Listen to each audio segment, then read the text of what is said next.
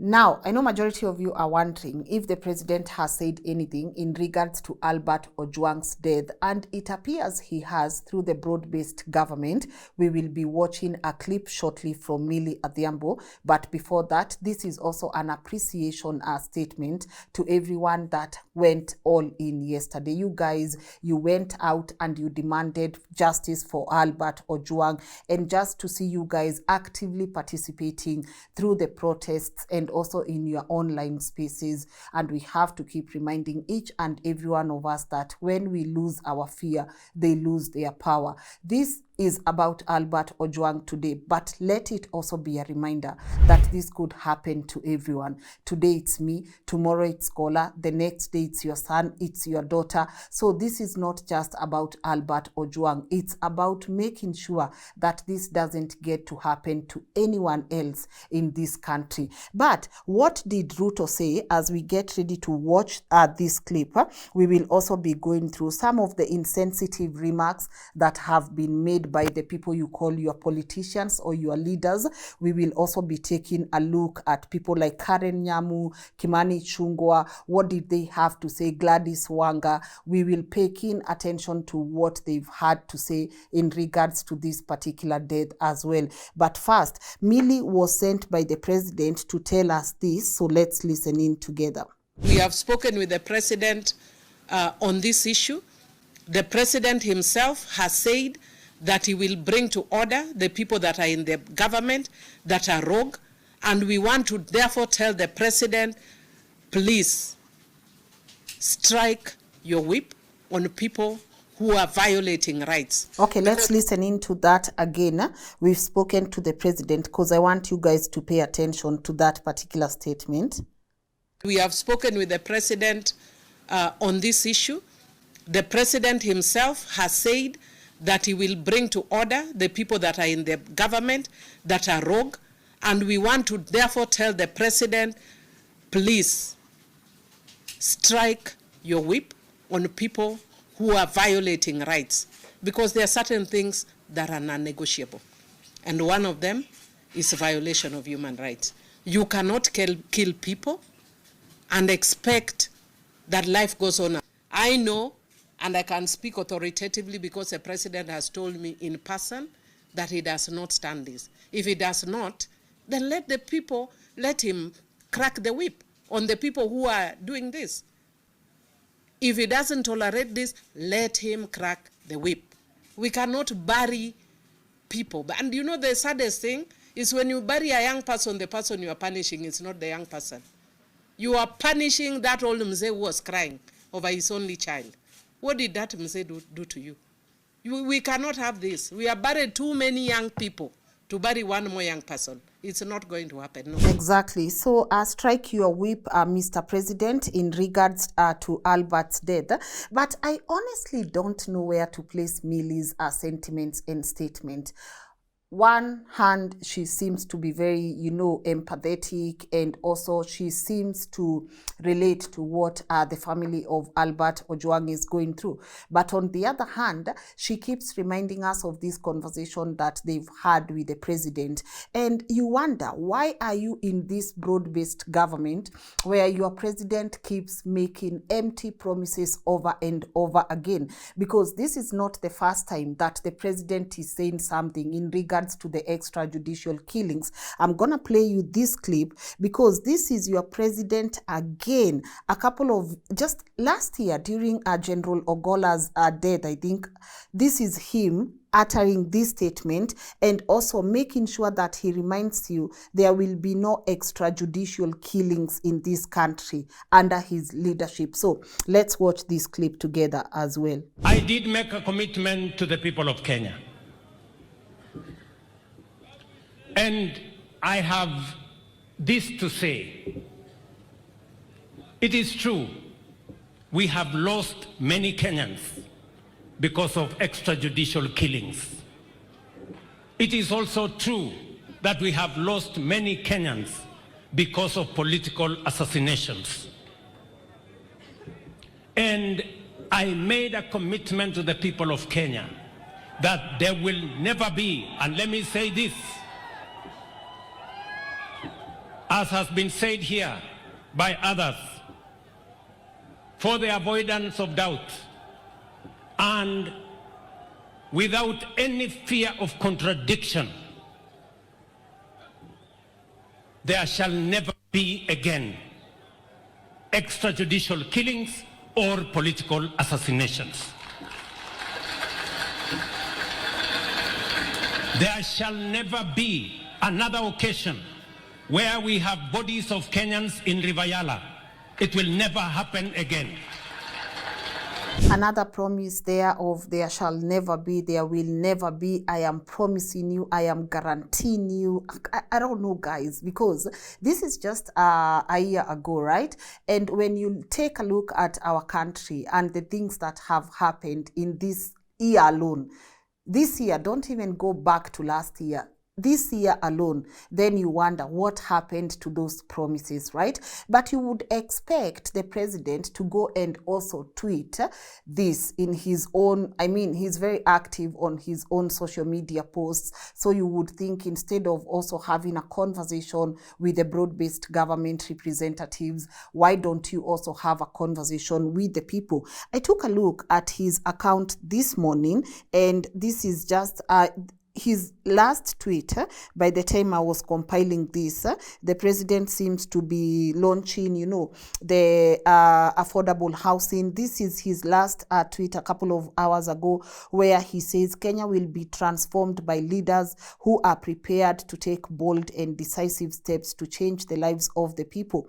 Through bold decisions, we have made great strides in stabilizing the economy, increasing agricultural productivity, and enhancing social security for a better future.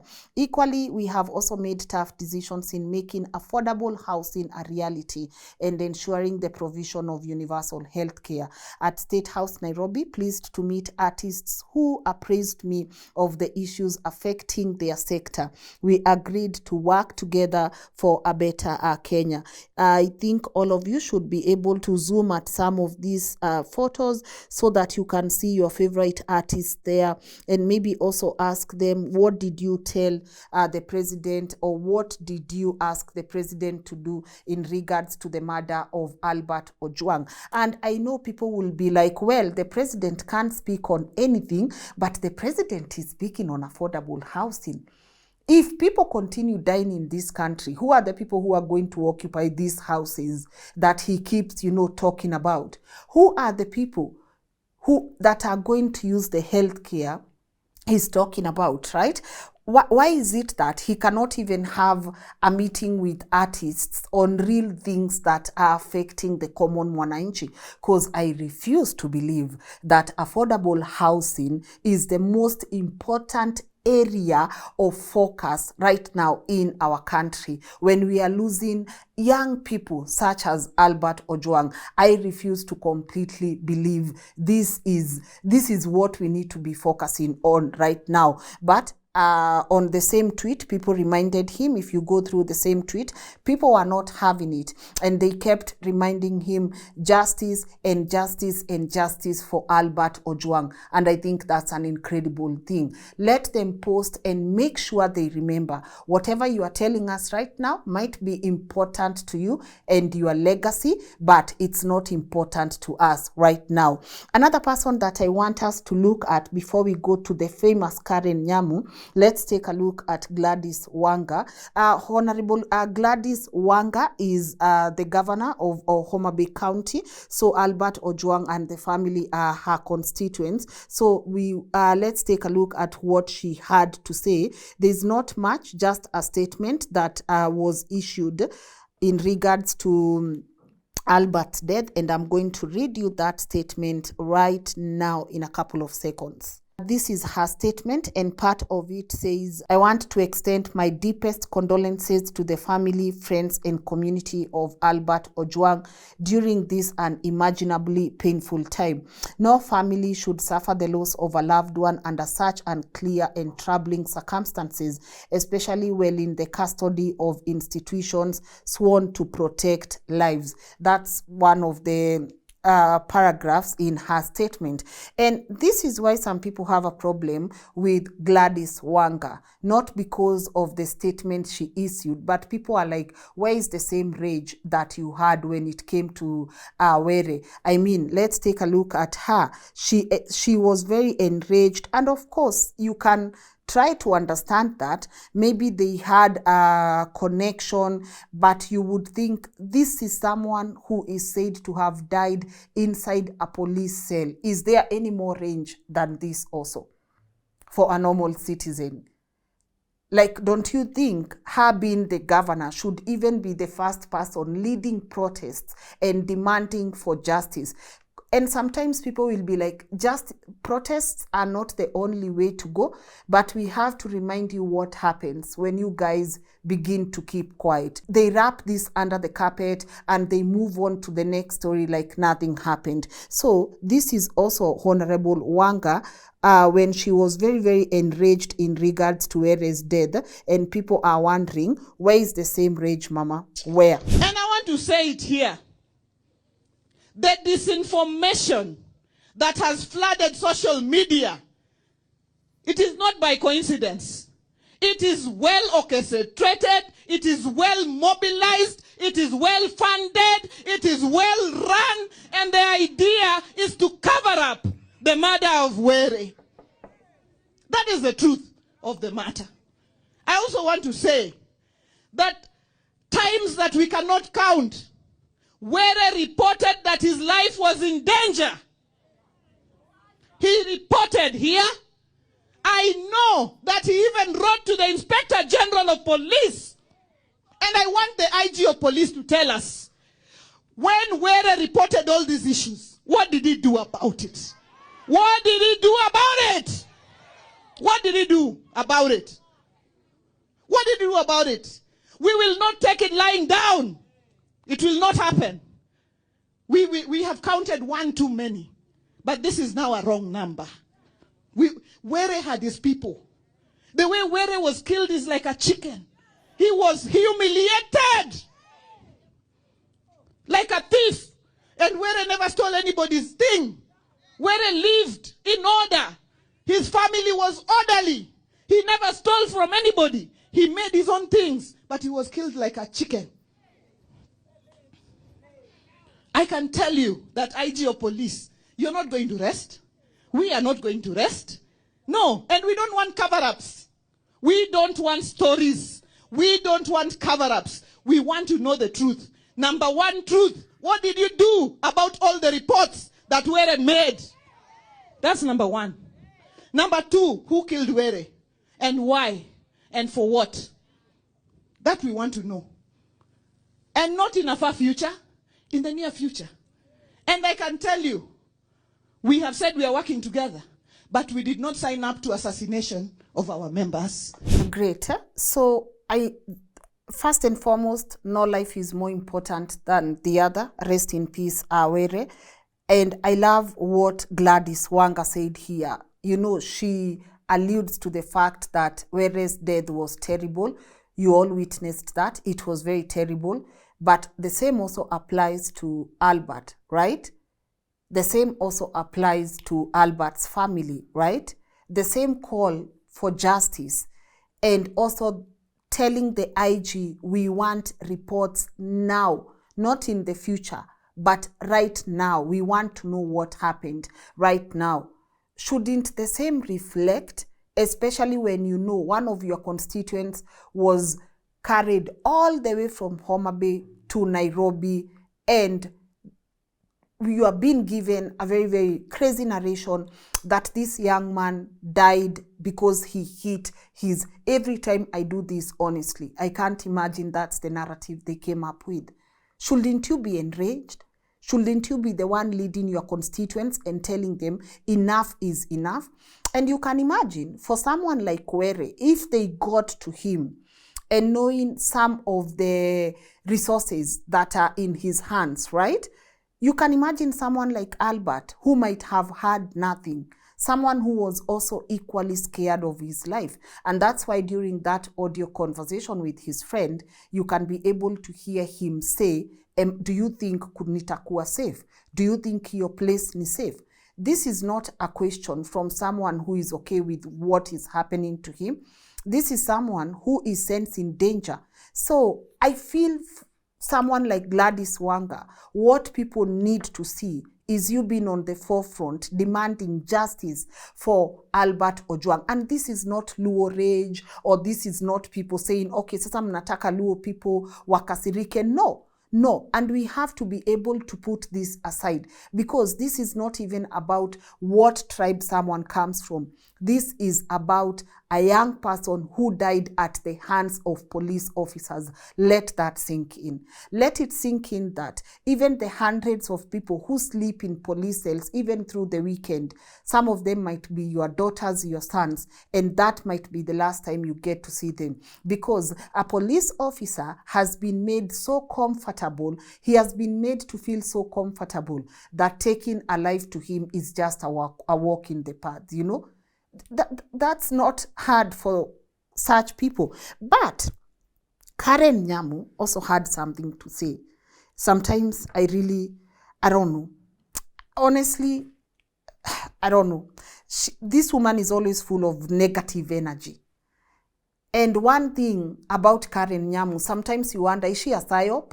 Is she someone they have placed in that specific place to annoy Kenyans and even have us speaking the way we do sometimes? Because you wonder, anafikirianga na nini?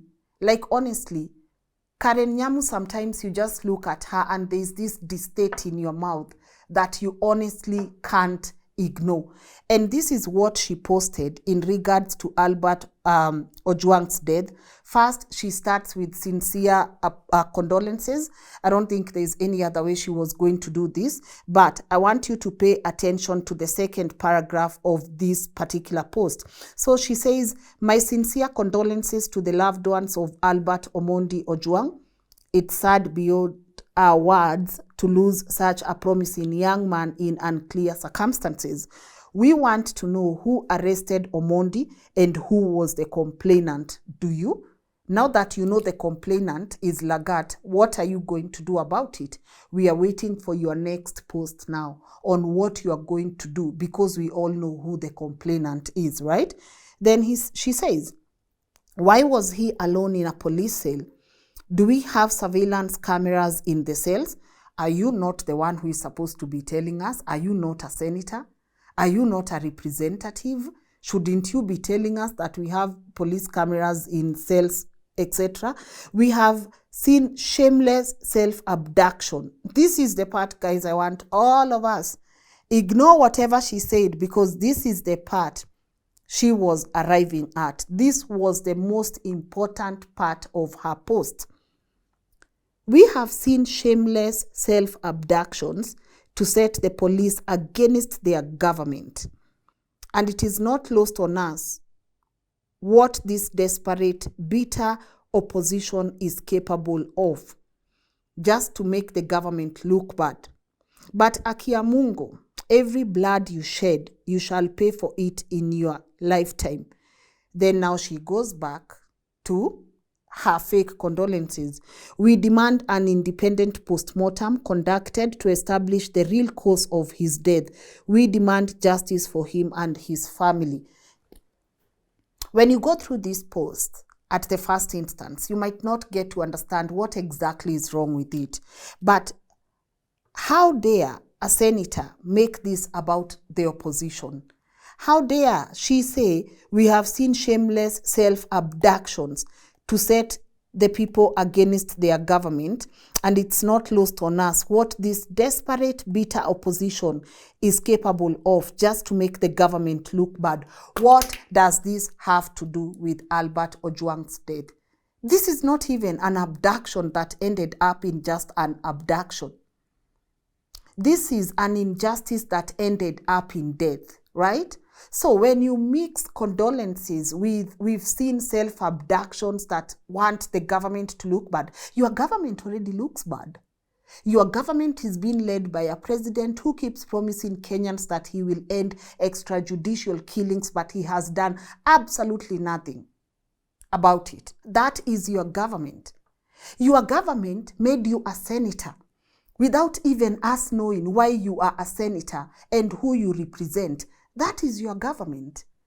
Your government has you behaving like some weirdo, and they are okay with that because you trigger the minds of Kenya. That is your government. Your government has you behaving like a lunatic, and they are okay with that. Always posing with you, always pushing you to us, even when people have made it clear, we do not want you as a senator. And the day you answer how you got to that position, then maybe we can consider whether we want you as a senator or not. You mixing issues, pretending that you are condoning with this family that is going through loss, and then making this about what this opposition, Kwanzaa, who is the opposition here? Do we even have an opposition in this country? I mean, the ones who we thought were going to be the opposition, you guys, you are sharing the same cake. The one who is talking about cousins is just talking about cousins because he has his own benefits to serve and his own interests, right? So who is even the opposition? Who are you addressing? When you talk about self-abduction, are you invalidating the number of people who have lost their lives during these abductions? Are you invalidating all the young people that we lost? Because to you, by the way, the government never abducted anyone. You guys, you are just self-abducting yourselves because you are being paid. Yes, I get there's that narrative. But now you think, because for me, what I did not understand is why did she have to mix these statements? Albert is dead. Say what you need to say, demand for a post-mortem, demand for whatever you need to demand, and then let it be. Why do you have to insert the opposition, self-abduction, make the government look bad? How many people need to tell you that your government actually looks bad for you to believe your government looks bad? Why can't you people just sit and see? The way this country is going, we are messing up, and it's time to make amends. And we always said, when we see people doing a good thing, we will always spotlight that which they are doing. But there's nothing to talk about when it comes to your government. Your president is busy speaking about affordable housing when Kenyans are here dying, when he knows very well he has not kept his promise on extrajudicial killings, and not just that, on so many other promises that made people elect him. So stop lecturing us on this whole self-abduction thing and this whole opposition thing. And for once, honestly, for once, Karen Nyamu, I dare you, tell us what you do in Senate. Honestly, publish all your achievements. Publish all your achievements and let us scrutinize them one by one. For you to act as if you feel so bad for this family is pretense of the highest order. Like, honestly. And I hope the feedback you got from the people on that particular post opens your eyes to the reality that you are of no use to the people of Kenya. Let's move on to this other man who keeps embarrassing himself over and over and over. Kimani Ichungwah. You know, you would have thought after the Mehdi Hassan debate and him going through public humiliation, especially on an international media, you would think this man would focus on what he says. But I'm going to play you this clip, and I will also play you the clip he posted, because he made sure to cut the first part out and post only what he thought would favor him in the eyes of the public. So your favorite here, this is what he had posted. Kwanzaa, let's take a look. Maafa ya wa Kenya, or the death of a single Kenyan, must never be used to advance politics. Good. Now, have you heard that part where he's saying the death of a Kenyan should never be used to advance politics? Now, let me play what he went to post on his own X. Kijana kutoka Homa Bay amekufia kwa sele ya polisi. And I want to thank the Inspector General of Police for the swift action he has taken and ask the Independent Police Authority, Oversight Authority, to ensure that they investigate the death of that young man in Central Police Station or in the police station in Nairobi, to make sure that anybody who may have caused that death is brought to book without favor and without fear. Because one life of a Kenyan lost is too many lives lost. Kweli si kweli? Sababu utaona wengine wanataka siasa kutoka asubuhi mpaka jioni, lakini hata hawana haja na haki kupatikana. Ndio nataka niseme tumpongeze Inspector General wa polisi. Nimeona jana ameamuru wale wote walikuwa kazi wakae kando, uchunguzi ufanywe na taasisi ambazo zinafaa kama EPOA. Na EPOA wafanye kazi yao bila uoga, bila ubaguzi. Kama iko mtu amesababisha kifo ya yule kijana ama Mkenya mwingine yoyote, ashikwe, apelekwe mahakamani. Kweli si kweli? Si hivyo ndio tutajenga taifa la amani. Good. So on his own account, he makes sure to leave out this part where he's saying we must never use a death of an individual to advance politics. Let's hear that one more time. But we must never use maafa ya Wakenya or the death of a single Kenyan must never be used to advance politics. As a nation, we must be remorseful when we lose one single life. But we must never use that single life to advance parochial, selfish politics. Na hata leo, nataka kusema nikiwa hapa Kitui. Jana tumeona kijana kutoka amekufia kwa sele ya polisi. And I want to thank the Inspector General of Police for the swift action he has taken and ask the Independent Police Authority, Oversight Authority, to ensure that they investigate the death of that young man. So he posts for you guys what he thinks will come out as, you know, justice for Albert Ojwang. But he also made statements that, you know, alluding to the fact that you guys now you also want to use this to advance politics. And also, why is he congratulating the IG for doing what he's supposed to do? When you keep saying, I want to congratulate the IG, for you are congratulating him what taxpayers' money pay him to do. And we need to understand that as Kenyans. You know, we have this habit of congratulating our politicians for building roads. You see someone has built a road, you are like, oh my God, alitujengea barabara.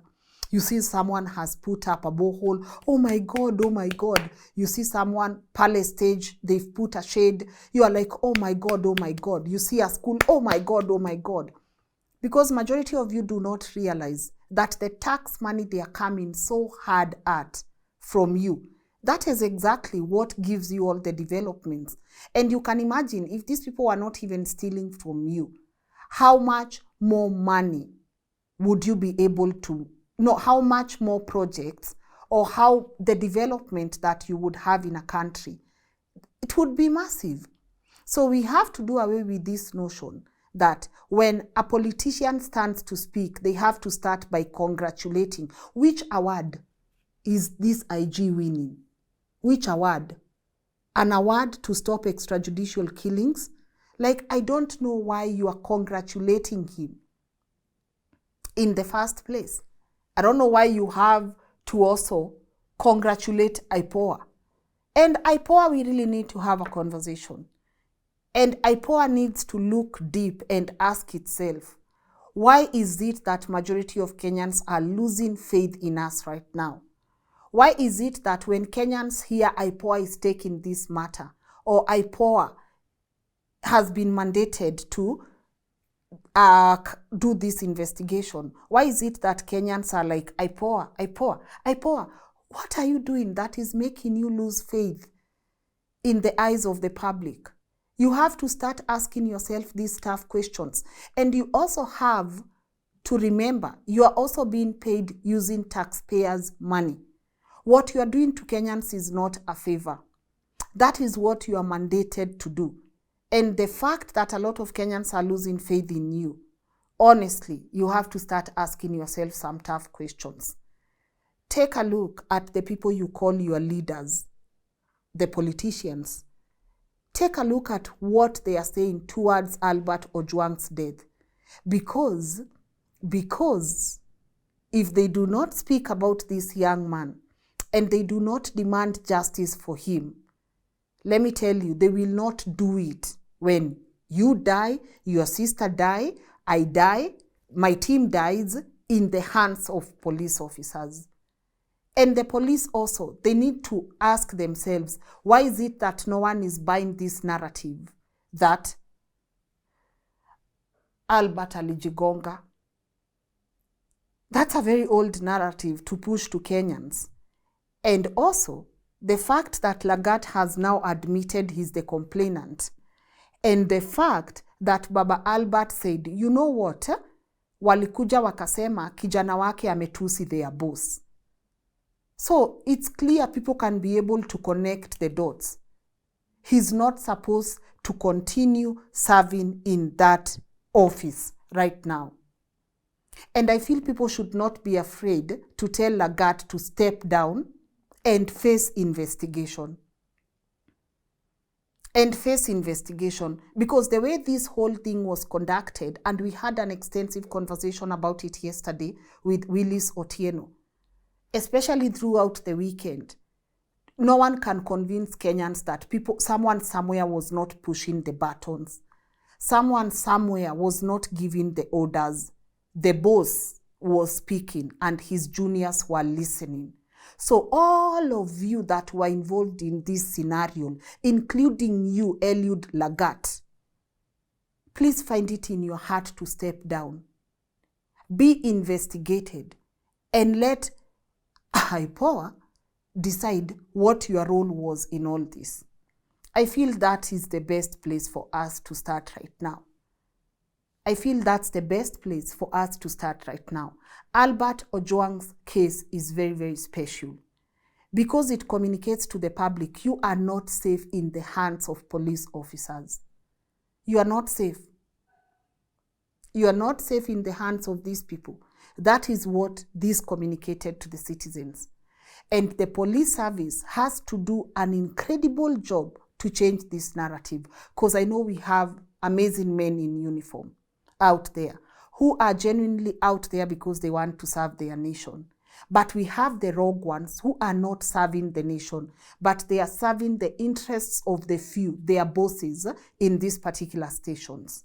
And also you, our police officers, please stop just taking orders without questioning. I know it's not in you to question your bosses, but when it comes to injuring a human being, when it comes to threatening, abducting, please, at least kumbuka, hii dunia hautatoka mpaka Mungu amalizane na wewe pia. Mpaka Mungu amalizane na wewe pia. And that is a generational curse you also leaving to your children. And to your children's and generations to come. I don't think this can happen and you just go scot-free. Maybe not in this world, but in another world, you will face justice. So, I also want to appreciate once again the wonderful people who have continued demanding justice for Albert. I think people like Cyprian Nyakundi, they've not slept at all. You go on their X accounts and they are tweeting left, right, and center. And I saw a post where he said, thank God hatukunyamazia hii story. By the way, kama wase wangenyamazia hii story, that would have been the end. We would not even have uncovered what happened to Albert. So we appreciate people like Nyakundi for the constant posts and dedicating their time to make sure that people are not forgetting about Albert's death. He cannot be another statistic. People like Willis Otieno taking their time and creating awareness around this. Because we need advocates too to tell us legally what does the Constitution say. Otherwise, sisi wote we will be arrested because we have different opinions from this government. Next, they are coming for me. Next, they will come for me, they will lock this whole studio and they will say, you are speaking too much against this government.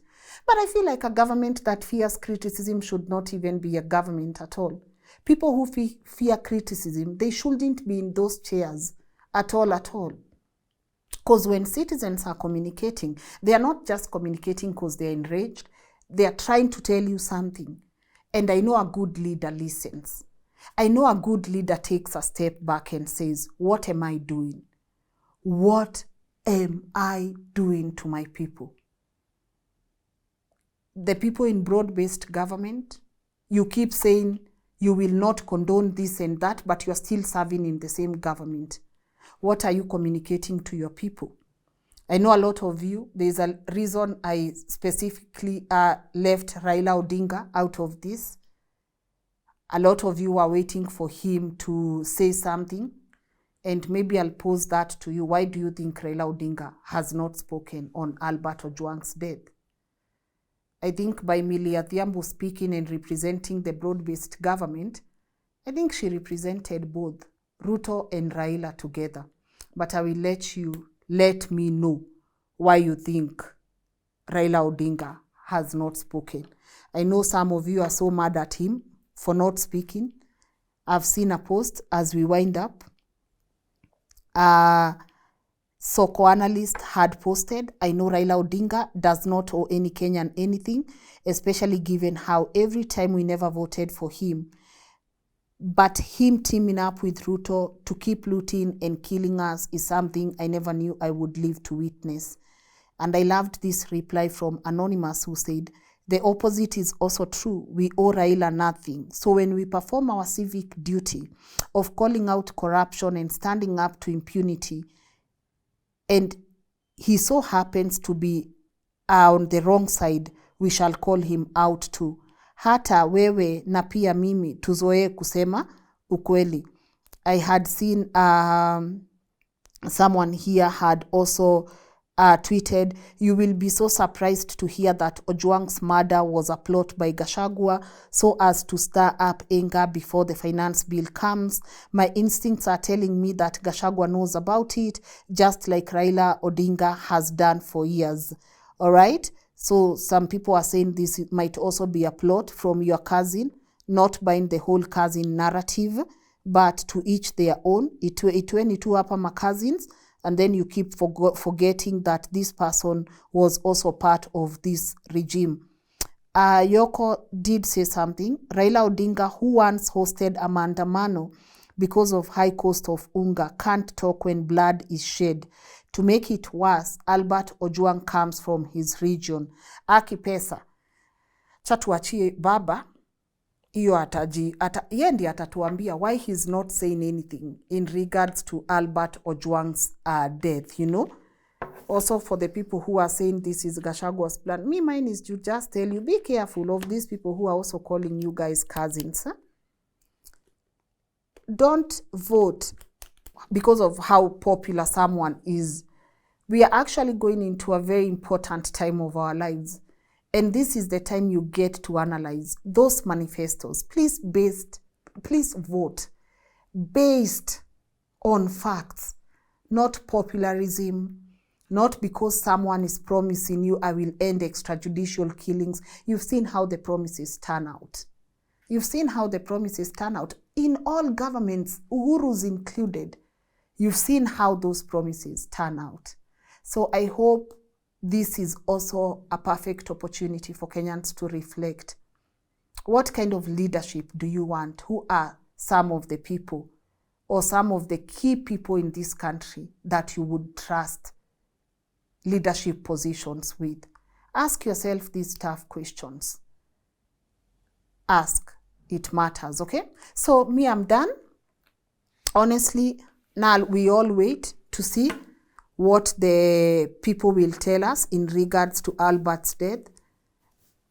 For me, I crave closure, especially for the parents. It's important for them to know whoever did this to their son also ends up life behind bars. That is actually now what majority of us are vouching for. But please do not stop tweeting or posting about Albert. take a moment, breathe and think. And imagine if this was you, your children. Would you want someone to fight for you? Would you want someone to say something about it? Would you want people to forget you because they have so many things happening? You know, the strange part is yesterday when people were demonstrating or protesting, I think around the Central Police Station, there were people who were passing by. And I remember one woman made a comment and said, "Ebu nipite huku wasione mi na demonstrate." And it made me question, demonstration is for particular people in this country, while others observe from a distance. And I know we can't force people into peaceful protests. But every time you think this is another person's war, you are lying to yourself, because it has not occurred to you that we're in the same country. And these things are happening and will happen to all of us, minus nobody, all of us, okay? So, hata ukipita kando, or when you are just following up from a distance what's happening, remember, even the family of Albert Ojwang did not see it coming. They did not see it coming. And a family member also from your home someday will also not see this coming. Please be counted in such times. Allow me to end this with one of the quotes that I really love. I love this quote because for me it forms the basis of everything I do. So let me read it for you. This is a quote from Desmond Tutu, and it says, "If you are neutral in situations of injustice, you have chosen the side of the oppressor." If you are neutral in situations of injustice, you have chosen the side of the oppressor. Maybe that answers the question to all of the people who tell me, "Lynn, achana na politics. Lynn, you know we don't want you to engage in politics." Do we have to remind you guys, politics form the basis of everything that is going on in our lives right now. And I choose not to be silent in these moments of injustice. Pick your poison. I picked mine, and I think I'm okay with it. All right? So leave me your thoughts on the comment section, and hopefully we do catch up tomorrow for positive news this time.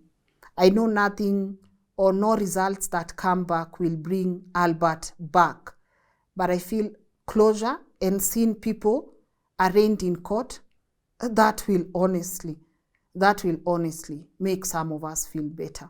So see you guys tomorrow. Bye.